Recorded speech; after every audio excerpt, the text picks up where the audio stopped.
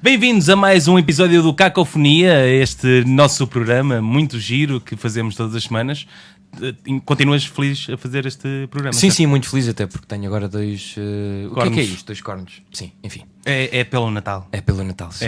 Está quase Natal, por isso é melhor ir já celebrando. Exato. E hoje temos um convidado muito, muito especial. É verdade. Ui.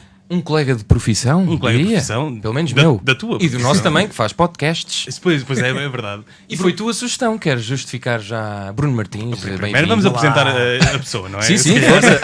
Sim. Bruno Martins, jornalista da Antena 1 ou da Antena 3? Da Antena 3, hoje disseram que era, mas era tudo bem, estava tudo bem se fosse da Antena 1 também. Não foi uma pesquisa que eu fiz que devia estar mal, não sei, enganaram-se no número também, não sei. Que tem um podcast também que é o Assim Assado. Precisamente. O Assim Assado, um podcast, vocês estavam aqui a dizer que é um podcast sobre comida. Quero já corrigir o... Vamos já começar por isso. Não, mas não é. É sobre comida. É sobretudo, desculpem, tenho já de começar por limpar a garganta. Que isto força, se precisar. À vontade. Vítor, temos água ou não? Não é preciso, não? Já está tudo bem. Não é um podcast, quer dizer, obviamente que é um podcast sobre comida, mas eu não me vejo como um especialista em comida, nada disso, muito longe disso. A barriga pode dar a indicação de que sim. Que serei um especialista em comida, mas é só mesmo no prato. Não, é um podcast basicamente sobre conversas com pessoas ligadas a... Mas foi só pelo fascínio, então? Foi pelo fascínio, por várias coisas. Por comida, sim, mas sobretudo por conversar com pessoas, por ser um bocado um quadrilheiro.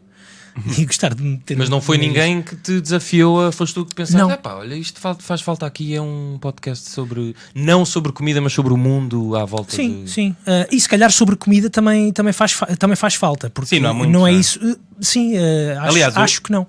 Acho que não há teu mesmo. Podcast ganhou o prémio de podcast na categoria de lifestyle. Que é uma coisa... Fiquei bastante satisfeito. Fiquei bastante satisfeito. Como se vê pelas unhas. É que estavam bloggers a concorrer contigo também, ou não? Acho que sim. Acho que estavam bloggers. Estava também um programa da rádio comercial sobre viagens. Portanto, não é só sobre o maravilhoso mundo dos cremes. Mas, sim, lifestyle. Fiquei muito contente. Ficaste surpreendido pela... ou estavas confiante que... Não, acho que fiquei surpreendido. Posso dizer sem modéstias, não é? Ou com modéstia. Com modéstia.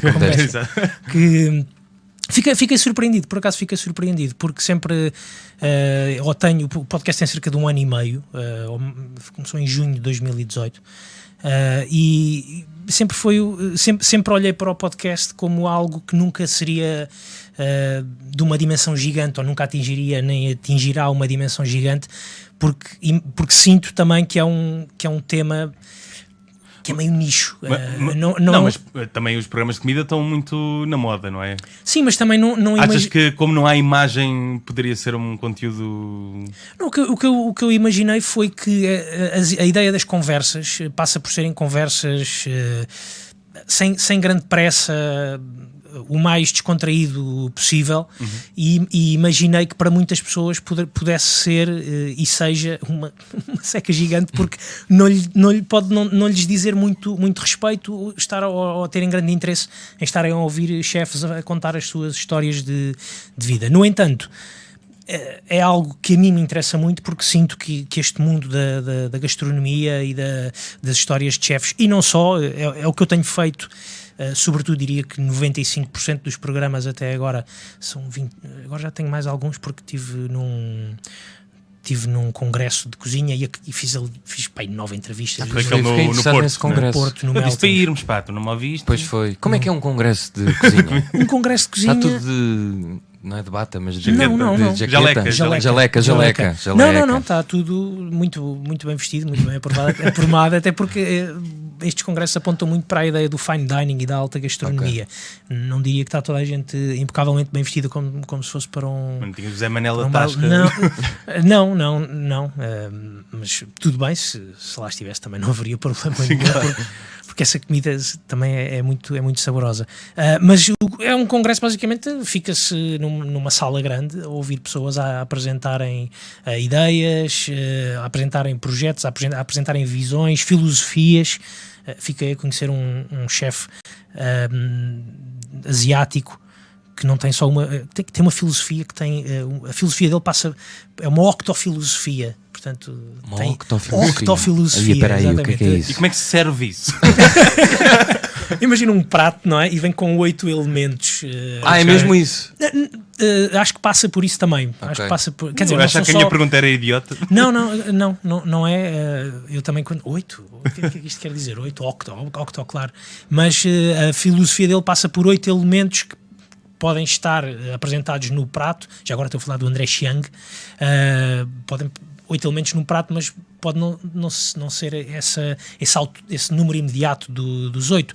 Pode significar que a visão dele passa por 8 elementos mesmo exterior ao prato, desde a sazonalidade e outros elementos e outras ligações com produtores, o design do prato, o aspecto do prato, a visão do prato.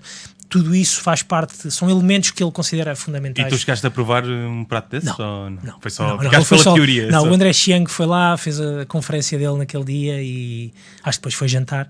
E foi já tiveste assim umas refeições boas ou não? Tive à conta do podcast? À conta do podcast, não.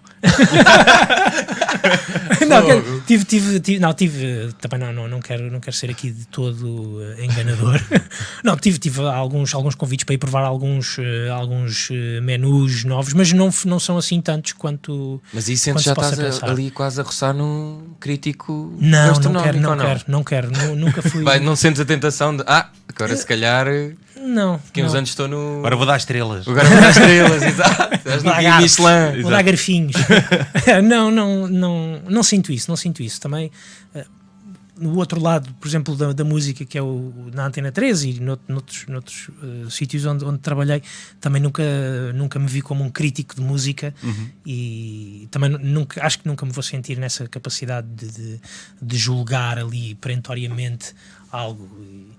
Sim, sou capaz de dar a minha opinião, mas uma coisa muito básica. Mas dirias que o teu podcast, agora estavas a falar desse congresso e desse chefe, que tu tentas tornar, se calhar, a conversa da alta cozinha ou da cozinha mais exclusiva uma coisa mais terra a terra, para que toda a gente possa... Sim. É um bocado isso? Não é isso declaradamente que eu tenho, que me passa pela cabeça, ou que me passou pela cabeça. Acaba por acontecer porque os próprios chefes, obviamente estamos a falar deste exemplo que eu dei do chefe asiático, eu creio que é do Taiwan, só para ser aqui um bocadinho mais específico. Obviamente que estamos a falar de um outro, acho até que é de um outro nível de gastronomia, até porque esse chefe em particular, o André Chiang, quase que olha para os pratos e para a cozinha dele e para os restaurantes dele como obras de arte. Ele fechou inclusivamente um restaurante quando sentiu que a obra estava completa, da mesma forma que se calhar pintor ou um escultor, já acabei a minha obra, agora vou vendê-la, ou vou entregá-la, ou vou-me desfazer dela. O criador de Calvin and Hobbes fez isso, por exemplo. 4 anos a desenhar o Calvin e depois vai à vida dele, pronto. Isto estávamos onde? Da exclusividade terra a terra. Mas sinto que as pessoas com quem eu tenho falado são elas próprias também muito terra a terra, são só extremamente talentosas naquela arte da cozinha, e por trás dessa arte estão histórias muito terra a terra, e são essas. Se calhar é isso que te interessa mais. É isso que me interessa, são as dúvidas, as indecisões, como é que as pessoas começaram. Este caminho é feito de muitas indecisões, é feito de muito sacrifício. Estou a falar dos chefes. É feito de muitas indecisões, muitos sacrifícios. Tens um episódio com o Miguel Lafan. Sim, exatamente. Em que ele faz pão, não é? O Miguel Lafan? Não. Há um que é tem um chefe que faz pão. E só começou a fazer muito mais tarde. Sim, há vários.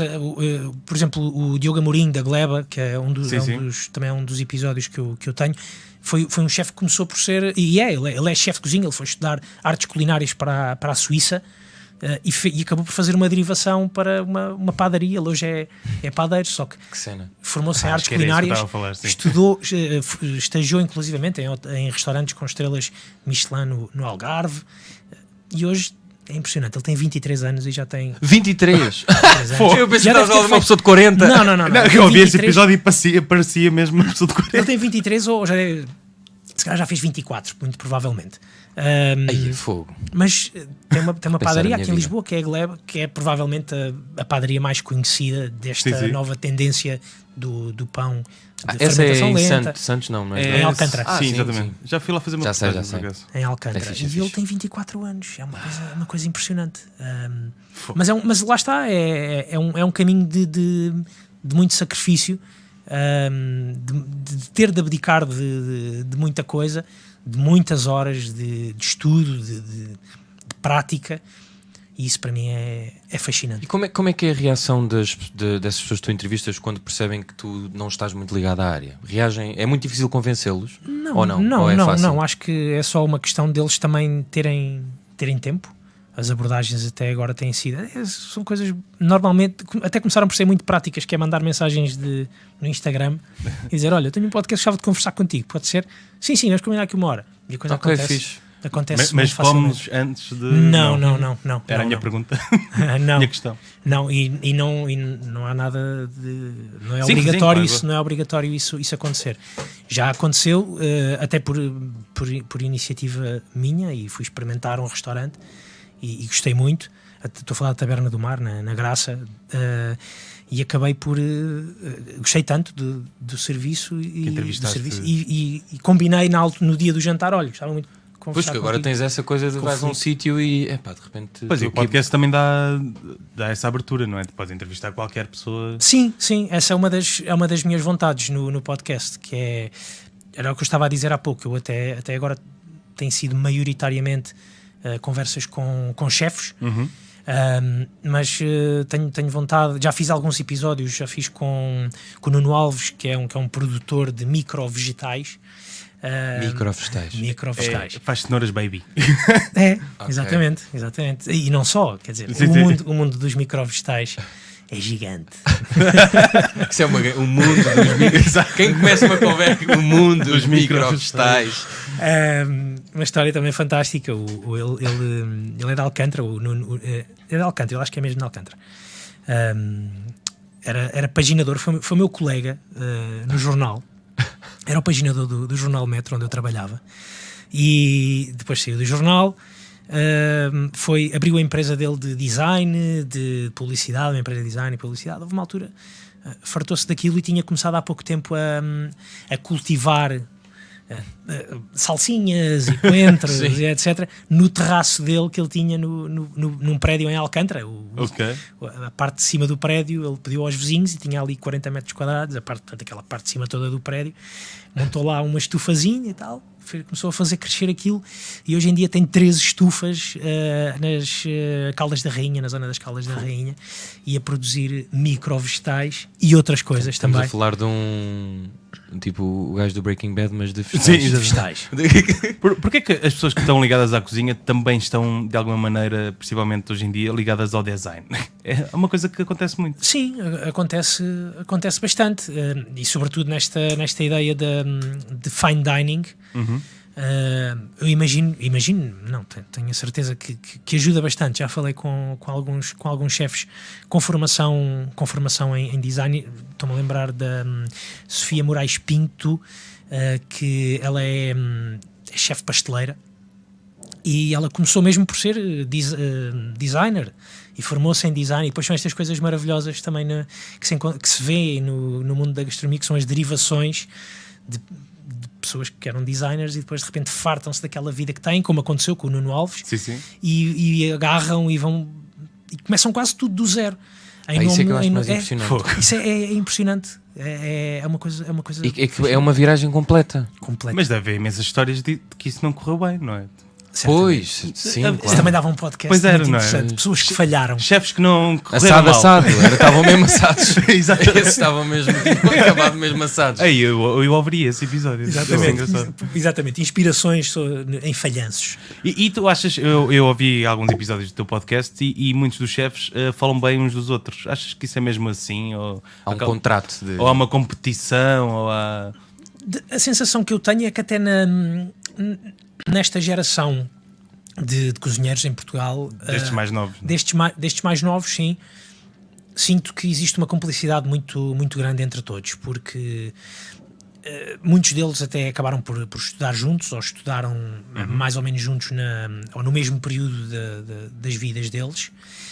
Sinto também que eles acabam por puxar uns pelos outros. Tem existido uma série que eu tenho acompanhado, uma série de convites a chefes.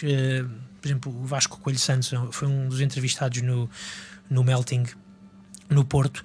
O Vasco anda constantemente, ele está no Porto, mas vem constantemente a Lisboa cozinhar em restaurantes de outros chefes. Fazem uma espécie de encontros de cozinha. Bonding. Exatamente. Como não têm tempo livre, arranjam lenha estarem para se todos queimar. juntos. Exato.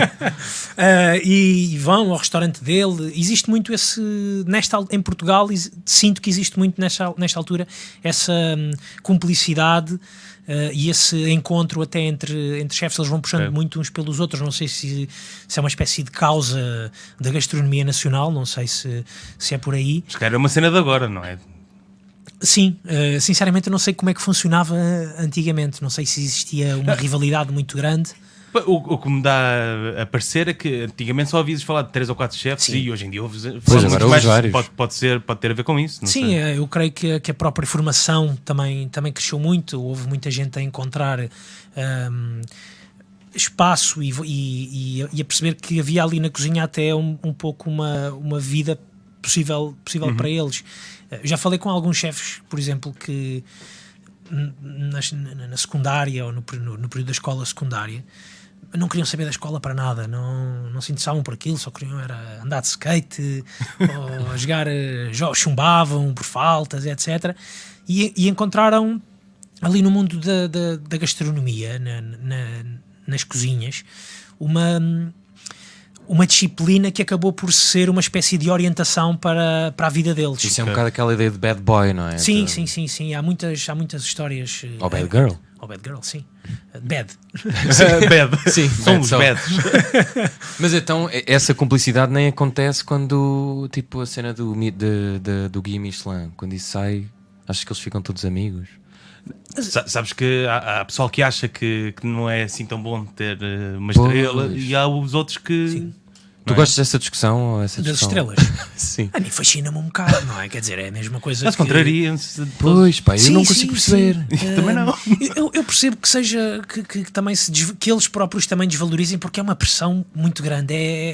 Imaginem, ou imagino eu, que é aquela pressão que um jogador de futebol tem de todos os anos ser o melhor marcador do campeonato, ou de ser o Bolador, Cristiano Ronaldo, assim. ganhar, tem Sim. aquela pressão, e há uns que lidam melhor com isso, e uma coisa, imaginemos, o Cristiano Ronaldo, não é? Acaba por ser um trabalho muito físico, se calhar, espero não estar a dizer nenhuma alarvidade, mas não há muita criatividade no trabalho de sim, é mais de um metódico. futebolista, não Sim, é? Mais sim, metódico, tu acordas?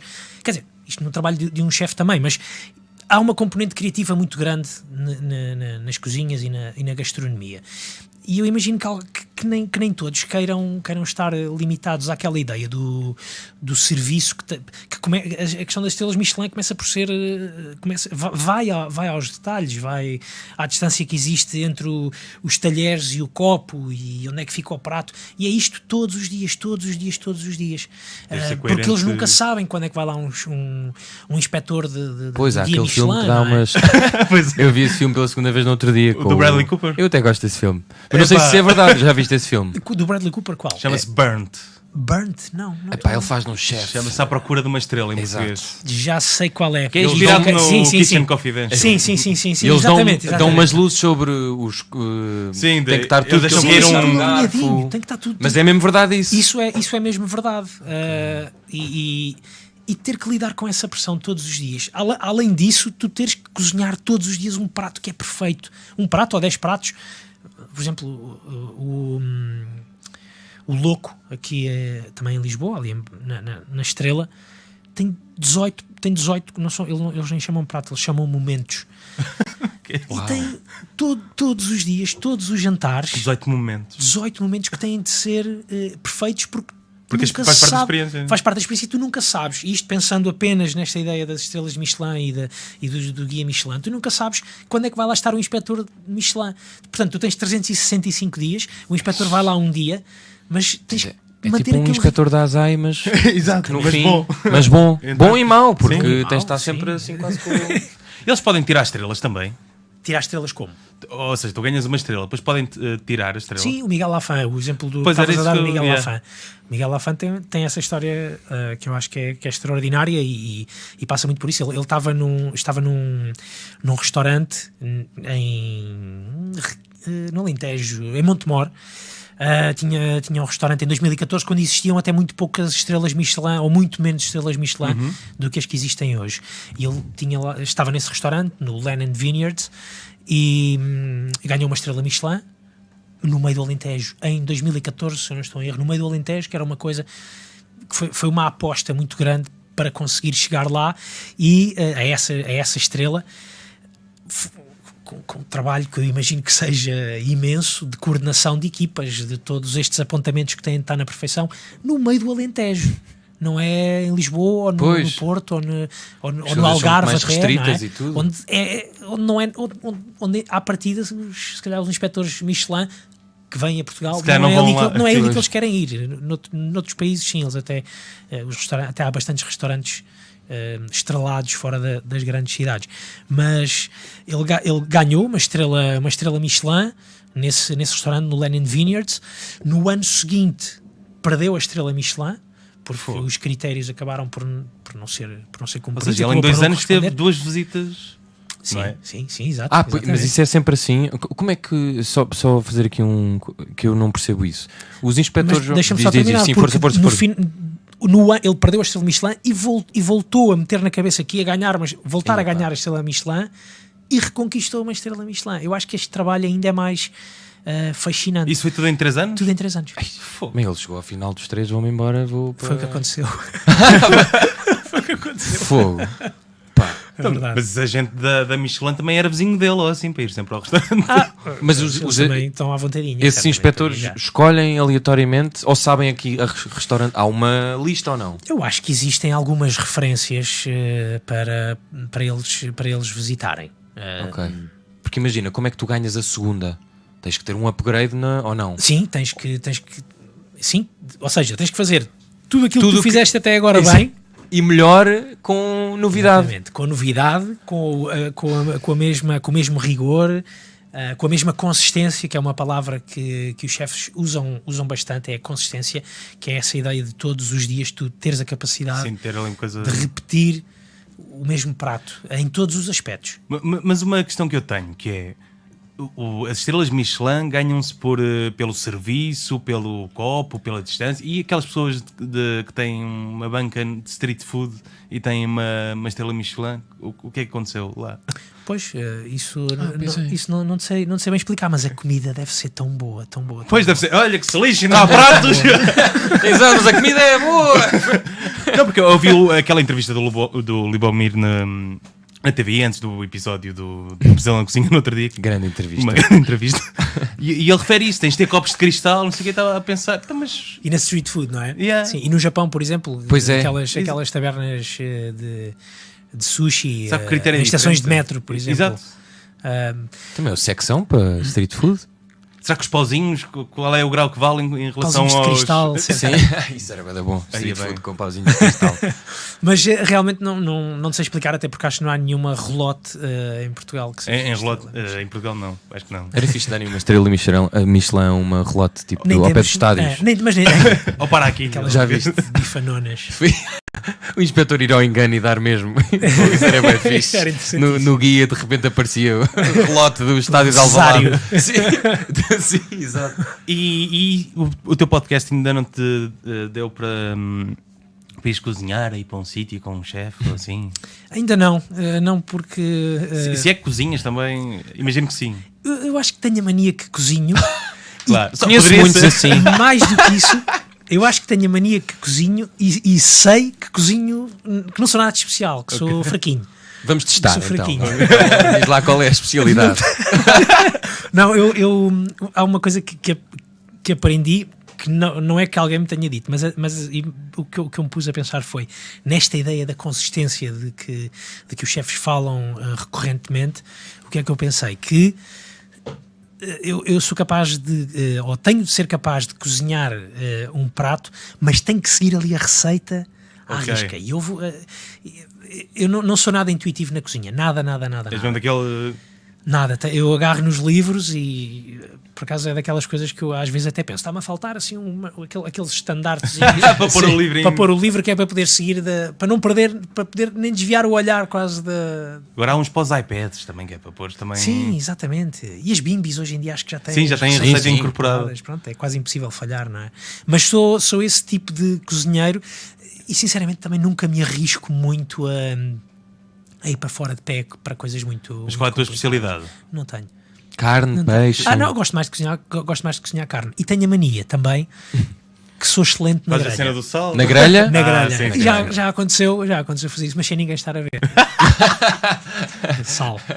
Mas na grelha não é fácil. Quando há grelha, eu confesso que também sinto que vou mandar ali e percebo que estou a demorar demasiado tempo para as outras pessoas. E eu não sei como é que é a tua grelha. Quer dizer, eu tenho uma grelha elétrica em casa porque vizinhos. Sim, exato.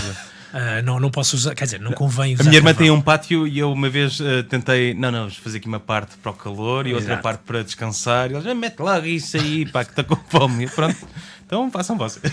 Mas eu às vezes quando vou fazer brasas, quando tenho a oportunidade de cozinhar ao ar livre, até nisso sou fraco. Portanto, é mesmo a minha. Mas acho que quem se arrisca na grelha tem outro estatuto. Eu sinto que quando vejo pessoas, sinto ali que é quase um ritual de iniciação. Sim, eu tenho amigos que são especialistas na grelha. Mas como é que se tornaram especialistas? Eu acho que consistência? A fazer muito fogo. Muita cerveja. Consistência. Sim, exatamente. Fogo. E eles, não sei se eles me estão a ouvir. Um abraço para o Tavares. Grandes grelhadores. Cláudio, grandes reis da grelha.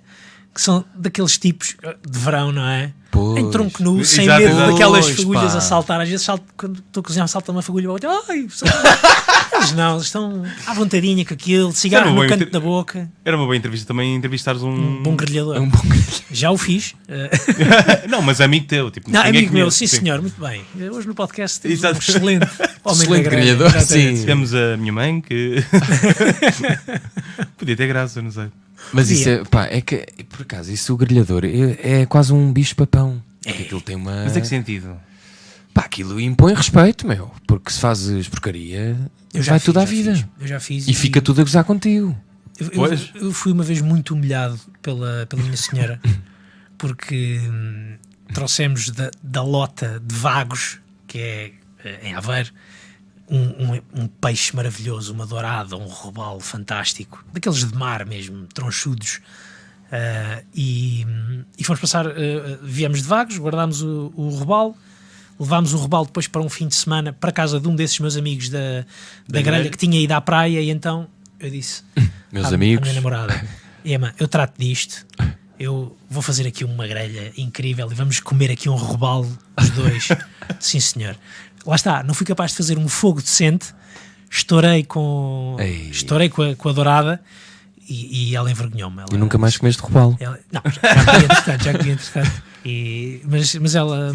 Mas já melhoraste a técnica desde então? Já melhorei, sim. Há que aprender com os erros. Não é? Sim. Há que aprender com os erros. O problema é quando o erro é à frente de muita gente. Exatamente. Ou cozinhar para muita gente. Ou cozinhar para muita gente. Naquele caso foi apenas só para a minha namorada. Ela enxovalhou-me ali. Tu és um traste. Estragaste. Foste capaz de estragar um robalo. porcaria de um robalo. Até nem um robalo sabes grelhar. Eu trato disso, dá cá. Mas então neste podcast já tiveste a tentação de pedir em off receitas e assim dicas? Ainda não, é uma das coisas que me passa pela cabeça, e não fazê-lo em off. Pois é, onde também é mais giro, né? Sim, ficas com a experiência gravada. Até é uma espécie de bónus para ouvintes mais fiéis terem um chefe a declamar uma receita. 350 gramas de arroz basmati. Sim, não sei, por exemplo, ali não com sei. uma caminha de som fixe. Sim. Isso era bem jogado. E reduza durante 20 minutos, mexa muito lentamente. Acho que podia ser interessante. Já tinha pensado nisso, muito bem pensado também da tua parte. Obrigado. Podes usar se quiseres. E já aconteceu tu próprio dares conselhos.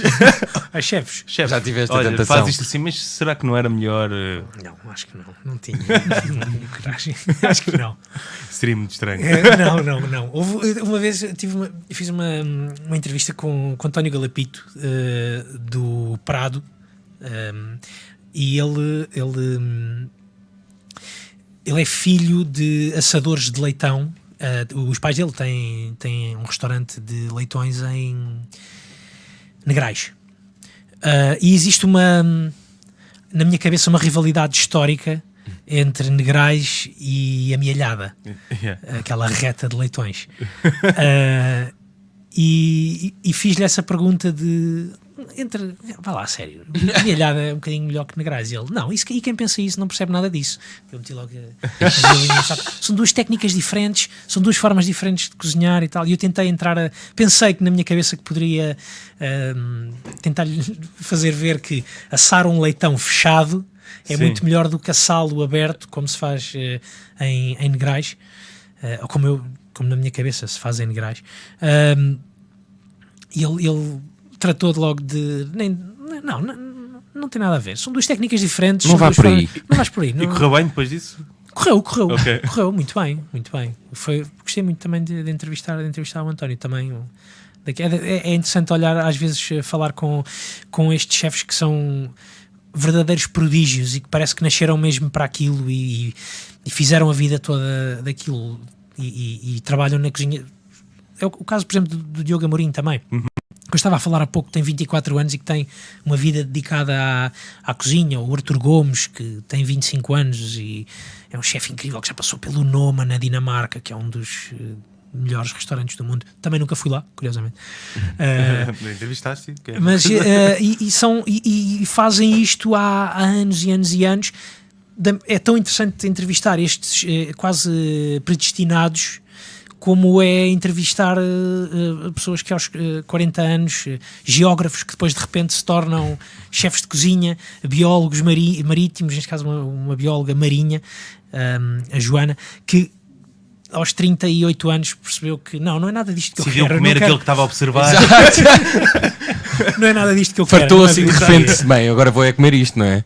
São realmente vidas na minha cabeça e nas histórias que eu ouço são histórias fascinantes de qualquer dos lados. E este podcast fez-te, imagina, quando vais fazer uma viagem, organizas a tua viagem de forma gastronómica ou não? Já começo a fazer isso. Já começo a fazer um bocadinho mais isso. Porque eu não consigo fazer isso. E quero saber quem... Pois.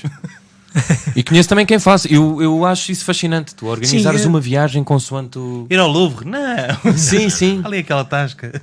A minha própria relação com a cozinha e sobretudo com este lado dos restaurantes também mudou um bocadinho. É natural que também me traga isso, não é? Não sendo eu uma pessoa... lá está, com uma grande ligação ou um especialista que faz isto há muitos anos, não, nada disso. É natural que a minha relação se tenha modificado um bocadinho. Ainda este verão, já não era verão, já era quase outono, em setembro, fui para o Alentejo e fiz questão de ir visitar um dos restaurantes, visitar e sentar-me a comer num dos restaurantes onde já tinha ido para fazer uma entrevista. Fiz questão de, nesta altura, poder ir experimentar. E pus um dinheirinho de parte e tal.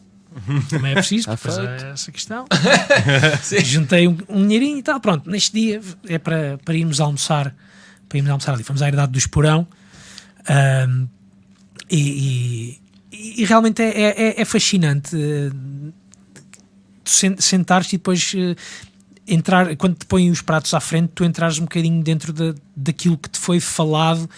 Até nem é preciso ser de uma forma muito, muito específica, porque também as conversas também não passam muito por isso. Nunca somos muito específicos nos pratos que eles confeccionam. Muito técnicos. Muito técnicos. Mas é muito interessante perceber, ou já ter o conhecimento das histórias e depois encontrá-las ali nos pratos. Sim, é como se tu estivesse a estudar uma coisa Sim. qualquer e de repente vais pôr em prática, Sim, sim. através dos sentidos, aquilo que Precisamente. isto agora de repente estou a viver aquilo que estive a falar. É mesmo. Pois, isso deve ser muito mais fixe. É mesmo isso, é mesmo isso. E às vezes até penso que já percebo um bocadinho daquilo. Há assim algum chefe que queiras muito entrevistar e que ainda não tenha acontecido? Apesar de já tu entrevistaste o Alex Atala e... Foi uma grande sorte. O Alex Atala, curiosamente, eu já o tinha uma vez no Instagram dele, apanhei o... ele tinha estado cá há 2 anos, se eu não estou em erro. Ele fez um workshop qualquer aqui, não foi? Ele fez um jantar especial no Ritz, acho que foi até um desses, já não me recordo muito bem, mas fez um desses jantares até em parcerias com outros chefes, se eu não estou em erro. Acho que foi isso. Do Lisbon Week, ou uma coisa assim, não foi no Sangue na Guelra, e há uma parte desse simpósio do Sangue na Guelra que passa por esse jantar surpresa no topo do Ritz. Ele tinha estado cá dessa vez, e depois recordo-me que ele voltou passado uns meses, porque vi umas stories dele passear no Mercado da Ribeira, e na altura lembro-me de lhe mandar uma mensagem para o Instagram a dizer: olha, chefe, a fazer o que faço com os outros. Olha, acho muito interessante a tua história e tal, e tenho um podcast e gostava muito de te entrevistar. E ele não me respondeu. Fim de história. Fim de história. E agora tive essa oportunidade no simpósio, num sábado de manhã, no simpósio no Porto, no Melting, e foi incrível. Realmente foi muito bom conversar com ele. Foi num contexto diferente, foi numa coisa um bocadinho mais... Mas estava a falar com outras pessoas também, provavelmente. Ele tinha mais entrevistas e pronto, e também queria ele próprio desfrutar do simpósio. Então foi mais rápido, não deu para ser uma coisa tão, nem é profunda, mas com aquele vagar que eu gosto que as conversas... Eu senti que o episódio dele estava a ser mais mais formal, no sentido. Sim, um bocadinho. Mas de qualquer das formas foi muito bom, e foi bom o momento em que a conversa aconteceu, porque foi quando ele, no final da entrevista, estávamos os dois a falar sobre trivialidades como o jiu-jitsu, por exemplo, que ele é praticante de jiu-jitsu. Estávamos a falar sobre isso, ele estava a dizer-me que não tinha tido tempo para treinar nas últimas semanas porque tinha estado em viagens, etc, e tinha estado em Espanha, onde esteve num jantar, num encontro de chefes, e fizeram-lhe uma surpresa espetacular, que foi darem-lhe um bolo pelos 20 anos do restaurante dele, de um dos restaurantes dele, que é o Dom, em São Paulo. E eu perguntei-lhe: então, mas o Dom faz 20 anos, em que dia? E ele conta uma história, e o Dom iria fazer 20 anos, ou fez 20 anos, 10 dias depois da nossa conversa. Okay. Então foi também, de certa forma, uma homenagem que eu quis fazer, e publiquei o episódio precisamente no dia em que o restaurante dele fazia 20 anos. Foi uma coincidência muito, muito feliz, foi muito fixe. Ora, outros chefes... Assim, chefes portugueses... Chefes portugueses... mais ou menos conhecidos? Eu confesso que tenho algo... Gosto mais de... Não é gosto mais, não é por aí, mas tenho preferido ir a entrevistar chefes que estão um bocadinho fora... Não é fora do radar, mas toda a gente já sabe quem é que é o José Avilés. Menos no circuito, não é menos no circuito, mas menos mainstream, se calhar. Talvez. Menos nos programas pode dizer, mas sim, menos nos programas de televisão. Mas mesmo assim, já tenho entrevistado alguns chefes que não entram, se calhar, nesse nível, mas não me importa nada de fazer uma entrevista com um desses chefes. Acho que mais conhecidos, o Lubomir Stanisic, não tenho qualquer problema, só que eles também dão tantas entrevistas que eu sinto que também não vou estar a dar nada de novo. Acho que cair no mesmo...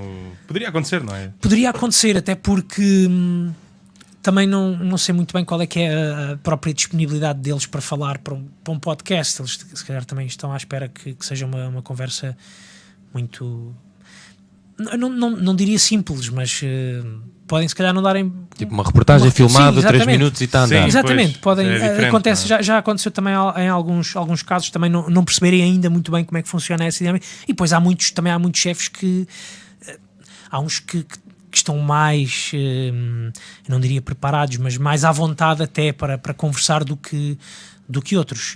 Já aconteceu eu entrevistar alguns chefes que quando se liga o microfone, ou quando liga o gravador, neste caso, ficam muito nervosos, muito ansiosos. Dá mais trabalho. Dá até muito lhes dar mais a volta. trabalho, tem que dar a volta. Fica quase um episódio mais meu do que deles, mas e depois no momento em que desligo o gravador voltam a ser pessoas... Pois, porque também tem um trabalho de estar ali fechados, não é? Sim, claro, nem toda a gente tem que se sentir à vontade nesse papel de dar respostas. As respostas deles muitas vezes são dadas, ou a maior parte das vezes, se calhar, são dadas na arte deles da cozinha.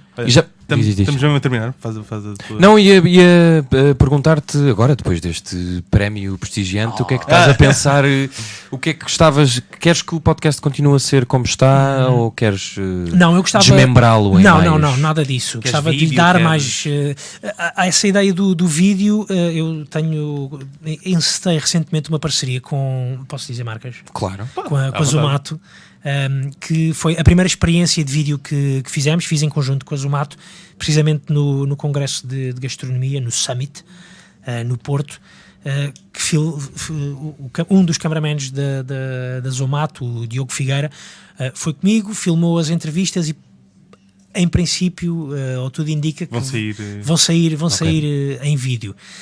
Da minha parte, eu não tenho muito essa capacidade de fazer vídeo. Sei que a coisa até pode ser relativamente simples, uma câmera e vai-se fazendo uns planos, mas o som, para mim o podcast tem que ter, primeiro que tudo tem que ter um bom som e tem que estar e é essa parte que eu domino um bocadinho mais à vontade, e é por aí que eu... És tu que fazes o som do teu podcast todo? Sim, Okay. sim. Editas também? Edito também, Okay. sim. Portanto, e isso já me dá... Isso faz muita diferença. Sim, isso já me dá um trabalho... O editor já está. um trabalho valente e de que gosto muito de fazer. Estar a meter ainda esse lado do vídeo, da minha parte, é quase impossível. Mas pronto, pode existir esse lado da parceria com a Zomato, de poder vir a ter mais entrevistas, inclusivamente em vídeo. Gostava de dar ao podcast, ao Ciênciado, mais alguns membros. Gostava de poder fazer crescer mais um bocadinho o podcast. Contar histórias de pessoas que não sejam necessariamente chefes de cozinha, mas que tenham uma relação muito próxima com a cozinha. Eu já fiz 2 ou 3 episódios, fiz esse do meu antigo colega, do produtor de microvegetais, do Nuno Alves, e da mulher dele, a Patrícia Justiniano. Já fiz um episódio também sobre fazedores de facas. Ok, fixe. E esse deu-me um gozo especial, porque foi mesmo uma reportagem sonora à volta do trabalho dos fazedores de facas, dos cuteleiros, e é quase uma viagem sonora de 1 hora por essa... Só ouvir o afiador. Isso já é todo outro trabalho à volta. Isso é muito fixe. E não se faz muito, que eu tenha ideia, pelo menos cá. Sim, é uma realidade um bocadinho, se calhar, mais distante. Pronto, e gostava de poder fazer mais isso, mais reportagens sonoras, mesmo dentro das cozinhas, de poder apanhar mais sons das cozinhas, e fazer também esse trabalho de reportagem sonora nas cozinhas. Não é, também. E de arquivo, de documentar. Isso é fixe. Agora, pronto, lá está. Não é só esta a minha vida, é um projeto pessoal. Pois tu fazes outras coisas, não é? Faço muito. Faço sobretudo outras coisas. Também vais para o Jornal Metro, que agora só serve para embrulhar peixe. Exatamente. Já não existe. Exatamente. Só os arquivos do Jornal Metro dão para fazer agora isso. Estás na Antena 3. Estou na Antena 3. E fazes mais o quê? Faço isso e sobretudo isso ocupa-me bastante. Portanto, era imprensa, agora estás na... Agora estou na rádio, sim, estou a fazer a ligação ao podcast, também vem daí. Eu liguei-me ali ao mundo do som e percebi como é que a coisa poderia funcionar. E sentes mais liberdade na rádio ou na... Não é liberdade, mas... Tem pouco a ver, não é? Foi uma coisa que eu sempre quis fazer. Eu sempre quis fazer rádio, desde o tempo da faculdade. Mas pronto, a vida tratou-se de me encaminhar para a imprensa escrita e fui muito feliz na imprensa escrita, mas depois lá está, aos 35 anos, como aos chefes, foi quase uma viragem à esquerda e aprender tudo de novo quase, e fui para a rádio. Porque tu tens 37 agora? 37. Se calhar aos 45 viras para a cozinha também. Descobri hoje que tinhas 37 anos. Estás muito bem. Estou bem conservado. Não te foram colegas, meu. Nós encontrámos uma vez num trabalho, quando eu ainda estava noutro jornal no I, Madrid. Em Madrid, Okay, não é round table, mas exatamente. É lá que eu nem sei o que é que era, foi a única vez que fiz. Dos atores do Fear the Walking Dead. Okay. E conheci o Bruno, estás a ver? Portanto, quando tu me perguntaste quem é, sabes quem sei? Estive com o Bruno em Madrid a entrevistar atores do Fear the Walking Dead. E comem pessoas, que também têm a ver com... Sim, exatamente. Está tudo ligado. Está tudo ligado. Se calhar forçado, mas... Ainda fomos a um restaurante fixe. Sim, ainda fomos a um restaurante fixe. Fomos, acho que fomos. Tapas. É assim, isso, muita é isso. madeira, como ao estúdio. Exatamente. Mas pronto, fica aí a conhecer o Bruno. E Foi, agora, foi. de repente... E agora estás a entrevistá-lo. Sim, Oh. já viste. Já viste? Isto é uma coisa... E Olha, muito feliz. estamos mesmo a terminar, Bruno. Nós queríamos pedir uma sugestão de alguma coisa. Qualquer coisa. De comida, de roupa. Comida, roupa, um tipo de água, qualquer coisa. Gostava de roupa... perguntar se consomes muita coisa que tenha comida envolvida, não é? Como assim? Se estás atento ao que se faz, tipos de programas, de reportagens. Sim, cada vez mais também. Se há alguma dica que possas dizer desse tipo de conteúdo? Desse tipo de conteúdo. Para mim, né? Mas... Não é para as outras pessoas, deixa-me cá ver. Temos tempo ainda. Tipo Se de for preciso conteúdo. encher chouriço. Estás à procura. E tens o Munchies, tens o Munchies como? o da Vice. É o programa de... Sim. tipo de coisas. Sim, também não sou mais consumidor do lado mais escrito Ok. do lado mais Por acaso escrito. há muitos bons livros sobre... Pelo menos que eu conheça, os livros de histórias de gastronomia. Sim, há alguns. Eu gostava mais do lado histórico do que propriamente receitas e... Há um livro que eu estou a ler agora, que é a história de um chefe de cozinha, é muito simples, chama-se Yes Chef. Ok. Não me estou a lembrar do autor, mas era um cozinheiro, um chefe norte-americano, Samuelson, não me lembro do primeiro nome, mas estou a gostar bastante da história dele. Há um podcast, posso sugerir também um podcast não português, que foi uma grande inspiração para aquilo que eu faço no Assim Assado. Eventualmente porquê?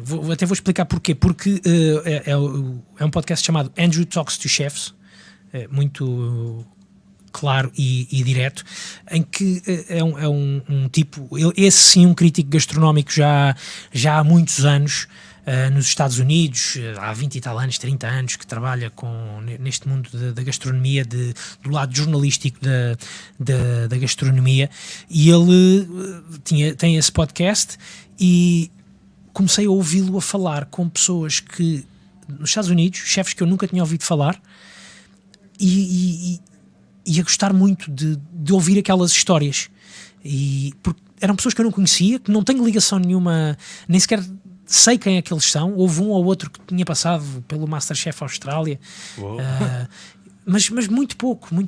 São pessoas que para mim são verdadeiras incógnitas, não sei quem são. Ia ficar agarrado àquele podcast, àquelas histórias que ele ia contando, àquelas conversas que ele ia tendo, e pensei que gostava muito. É uma coisa que eu gosto de conversar, tenho interesse por isto, não sou especialista como ele, mas vou andar aqui à caça. Portanto, esse podcast chama-se Andrew Talks to Chefs. Depois há um podcast também que eu gosto muito, da Monocle, que é o Monocle 24, que faz uma coisa que poderia ser uma evolução ou um acrescento àquilo que eu faço no podcast, que é fazer histórias um bocadinho mais curtinhas de novidades no mundo da gastronomia. Okay. Porque é que se abriu, e há tantos restaurantes a abrir hoje em dia em Portugal e em Lisboa, no Porto, todo Vai o mais país. atrás da novidade. Sim, sem ser muito lifestyle. É exato, Sem ser exato. muito lifestyle, Muito bem. que ele agora cozinha aquelas coisas. Não, ir perceber porque é que tiveste vontade de fazer coisas mais, um bocadinho mais simples, que não invalidam, acho eu, até conversas com vagar, não é? Neste caso. Quem sabe se eu próprio tiver tempo para isso, se não dá para avançar por aí. Podia ser também um nome de um podcast, né? Conversas com vagar. Conversas. Com vagar. Tu tens alguma sugestão também? Não, acho que ficamos com estas duas do Bruno, porque eu não tenho nenhuma. Não tens nenhuma. Não, agora não me estou a correr, não me estava a ouvir e não consegui pensar nas minhas. Obrigado, Bruno. Foi um prazer. Sei bem Obrigadíssimo. ser entrevistado sem ser pela função que tu exerces. E é difícil, é muito mais difícil. Pois é sempre um desafio, mas olha, já passou. Mas pronto, olha, eu sou fã do podcast, vou continuar a ouvir. Muito obrigado pelo vosso convite, Obrigado foi por muito teres fixe vindo. estar aqui. O Cacofonia volta para a semana aqui na Rádio Movimento, mas quinta-feira voltamos para o segundo episódio É verdade, da nossa nova rubrica, que é o Tenho Lá para Ver. tenho lá para ver. Já viram? Na semana passada fizemos a review do Irishman, do Martin Scorsese, e esta semana vamos fazer de quem? Ainda não decidimos, mas vai ser muito especial, mas vai ser muito certeza. bem, uma parceria com o São Jorge. Muito obrigado Boa e semana. até à próxima. Podem nos ouvir no Spotify, iTunes, essas coisas. Isso. E tchauzinho.